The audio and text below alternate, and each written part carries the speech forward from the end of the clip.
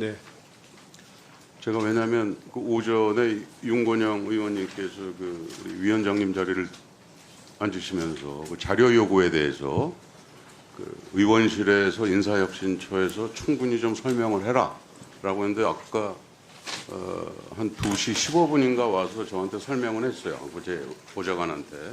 근데 뭐 대답은 똑같았습니다. 제가 그 위원장님한테 의사진행 발언 겸 자료 제출 요구를 드리겠습니다. 다시 한번. 이게 국회 증감법 제2조를 보면 국회에서 안건 심의 또는 자료 띄어 있는데 국정감사나 국정조사와 관련하여 보고와 서류 및 해당 기관이 보유한 사진 영상물의 제출 요구를 받거나 증인, 참고인으로서 출석이나 감정의 요구를 받을 때는 이 법에 특별한 규정이 있는 경우를 제외하고는 다른 법률에도 불구하고 누구든지 이에 따라야 된다. 이렇게 돼 있어요. 제가 오늘 우리 존경하는 야당 국회의원님 두 분께서 우리 양분환 의원님 오셨는데 양분환 의원님께서 이거는 의원 보좌관 때 재산은 공개 안 해도 된다. 그 말씀 맞습니다. 그다음에 그 존경하는 최현일 의원님께서는 이게 국정감사법 8조에는 이게 제 개인의 재산 공개가 사생활 침해로 되어 있다. 근데 국회 증감법에는 다른 법률에도 불구하고 누구든지에 따라야 된다 이렇게 되어 있어요. 또 한번 정리를 하면 국회의원 보좌관의 경우 재산 공개 대상 아닙니다. 본 의원이 그거 모르는 거 아니에요. 비공개 자료라고 할지라도 국회 증감법에 의해서 자료 제출 요구가 있다면 인사혁신처는 국가 기밀이 아닌 경우에는 반드시 따라야 된다. 이게 무슨 재산이 무슨 국가 기밀입니까, 위원님? 제가 이 자료를 몇 번을 요구를 했고 오늘 그 인사혁신처 국장이라고 하는 사람이 와서 우리 보좌관한테 와서 똑같은 앵무새 같이 얘기를 하고 갔어요.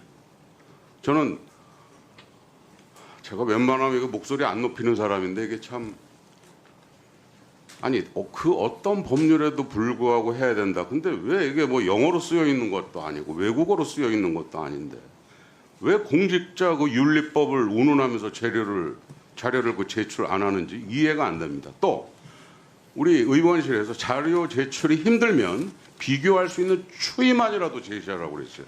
이것조차 지금 공개 안 하고 있어요. 저는 특정인을 보호하기 위해서 자료 제출을 거부하고 있는 것이다. 이런 생각밖에 안 듭니다. 저는 그 위원장님 우리 처장한테 이야기를 합니다. 자료 제출 거부하면 관계자에 대한 징계 조치를 요구할 수 있도록 되어 있다는 거 말씀드리고 싶습니다. 다시 한번 시간이 얼마 남지 않아서 이 자료 제출 오늘 저녁 시간 전까지 반드시 제출해 주십시오. 위원장님, 제가 잠깐 말씀드려도 될까요? 네. 지금 국회 증감법을 말씀하시는데요. 공직자 윤리법에도 비슷한 조문을 국회법과 국정감사 및 조사에 관한 법률과 국회에서의 증언 감정 등에 관한 법률을 언급하고 있습니다. 그러면서 국정감사 조사 등의 자료를 요구하는 경우라도 또는 의정 활동으로서 특정 공직자가 구체적인 비위 사건에 관련되었는지를 규명하기 위하여 필요한 경우라야 제출할 수 있습니다.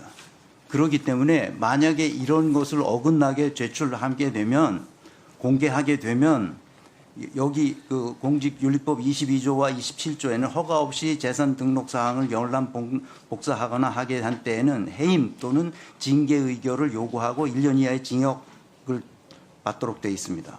그러니까 처벌될 걸 감수하고 그것을 공개해야 되는 이런 문제가 저희들에게 있다는 점을 다시 한번 말씀드립니다. 자, 지금 답변석에 계신 우리 인사혁신처장에게 다시 한번 제가 공고드립니다. 지금 의사진행 발언을 거동진 의원님이 위원장에게 한 거예요. 인사혁신처장에게 의사진행 발언을 한 게 아니란 말이에요. 지금 계속 윤건영 의원님의 질의 과정에서도 마찬가지고 질문이 끝나기 전에 답변에 끼어들고 질문에 끼어드는 거예요. 지금 고동진 의원님이 저를 상대로 해서 위원장에게 회의를 진행하는 위원장에게 의사진행 발언을 하는 것인데 거기에 따라서요. 저한테 이 답변을 그 기회를 달라고는 했지만 제가 의사진행을 하기도 전에 그렇게 끼어드는 거라니까요. 죄송합니다. 좀 주의해 주시라니까요. 잘 거긴 알겠습니다. 답변석이에요.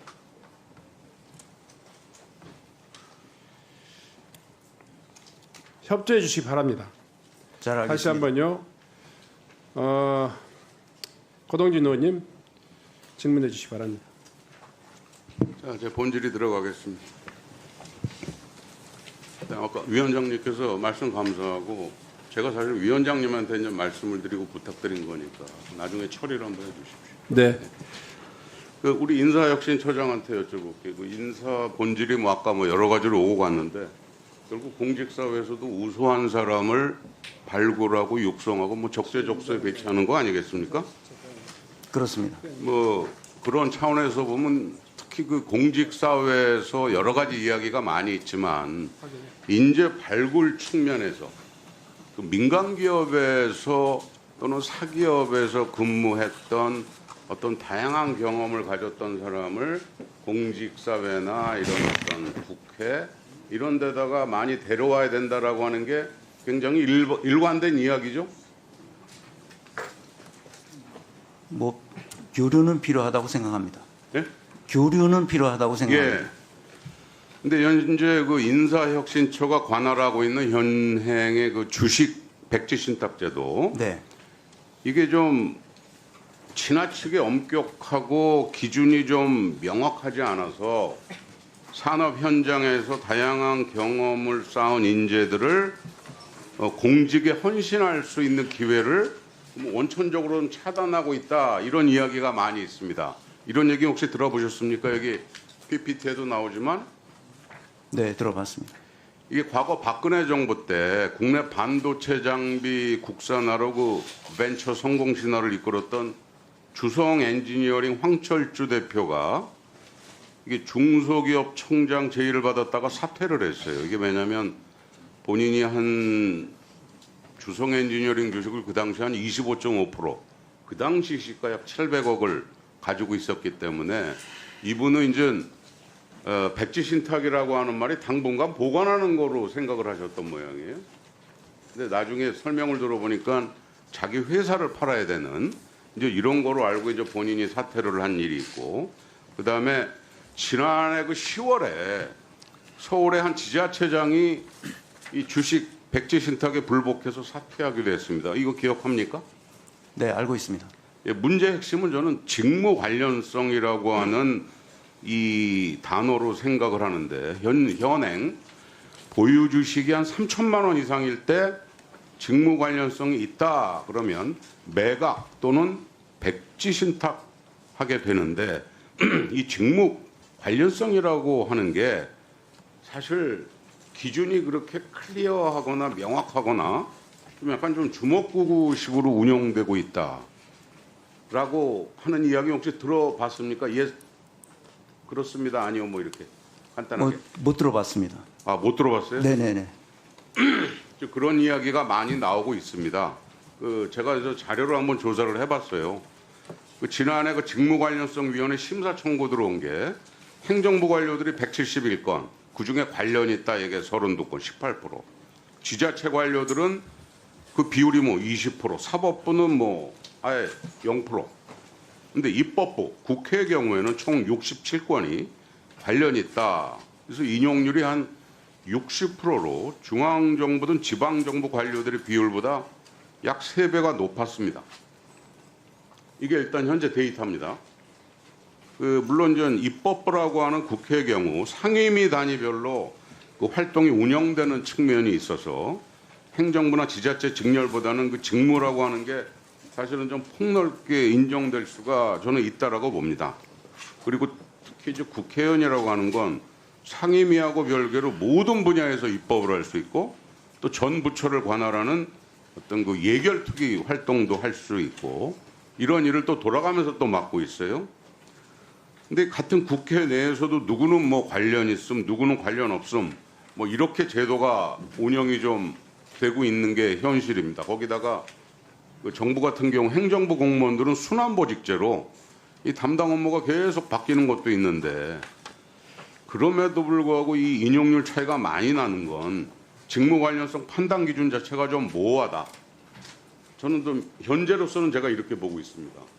처장님은 오늘 이런 얘기 처음 듣는 겁니까? 아니 그렇지는 않습니다. 이 실제 법조문 공직자윤리법 제14조 5의 제8항을 보면 주식의 직무 관련성은 주식 관련 정보에 관한 직접적, 간접적 접근 가능성과 영향력 행사 가능성을 기준으로 판단한다. 이렇게 돼 있어요.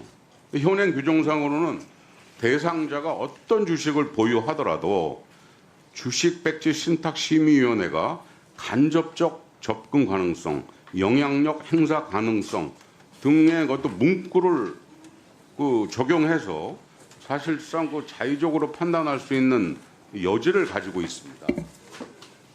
이게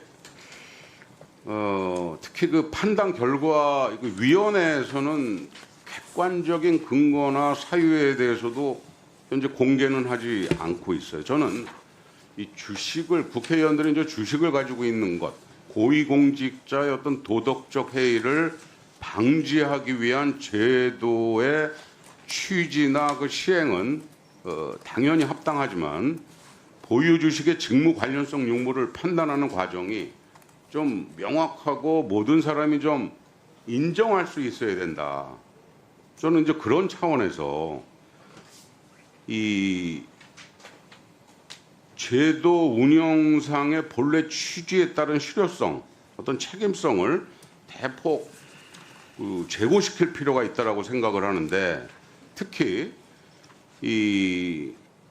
이런 허술하고 비현실적인 직무 관련성 판단 문제로 인해서 기업계의 어떤 굉장히 많은 경험을 가진 그 고위 기업의 임원들을 이런 정치권으로 좀 모시고 오는 거에도 굉장히 좀 한계가 있고 여러 가지 어려움들이 많이 있는 건 알고 계시잖아요. 네. 그죠?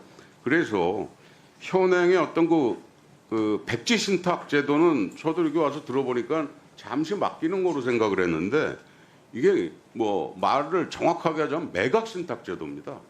주식이 그냥 백지 신탁이라는 게 원래 그런 겁니다. 예. 그래서 이 용어 자체가 좀 그런데 이거를 공직에 있는 동안에는 주식에 접근하지 못하도록 하고 공직을 그만두면 그때 되돌려주는 보관 신탁제, 이런 거를 도입할 필요성이 좀 있다고 생각합니다.